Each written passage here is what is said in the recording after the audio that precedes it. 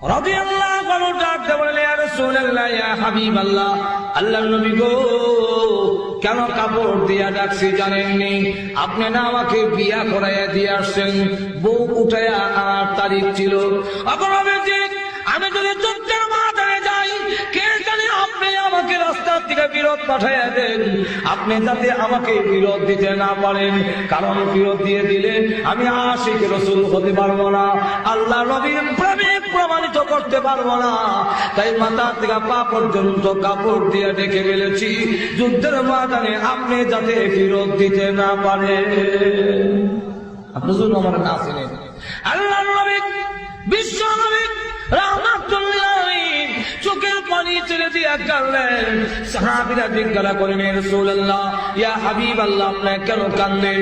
আল্লাহর নবী ডাক দিয়ে বলেন, আমার সাদের মহব্বত দেখে, আমার সাদের ভালোবাসা দেখে, আমার সাদ আমার জন্য কি ভালোবাসা, আল্লাহর জন্য কি ভালোবাসা, তার ভালোবাসা দেখে আমি চোখের পানি সামনে রাখতে পারিনি। নবীজির চোখ মোবারক থেকে পানি সাদের চেহারায় যখন পড়েছে, রক্ত মাখা অবস্থায় চোখ খুলে বিশ্ব নবীর দিকে তাকাইয়া বলেন, ওগো নবীজি, কেন কাঁদলেন? আপনি চোখের পানি কেন ছেড়ে দিয়েছেন? আমি সাদকে আল্লাহর তৈরি জান্নাত পাবো না?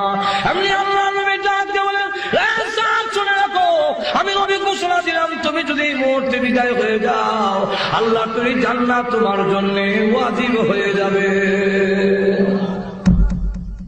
হযরত সাদ সালামী রাদিয়াল্লাহু আনহু, এই ছিল সাহাবায়ে কেরামের ভালোবাসা। একজন সাহাবী যার নাম হলেন উকবা, তার ছেলে হলো বশীর। বশীর ইবনে উকবা রাদিয়াল্লাহু আনহু 7 বছরের ছেলে, তার কেউ নাই।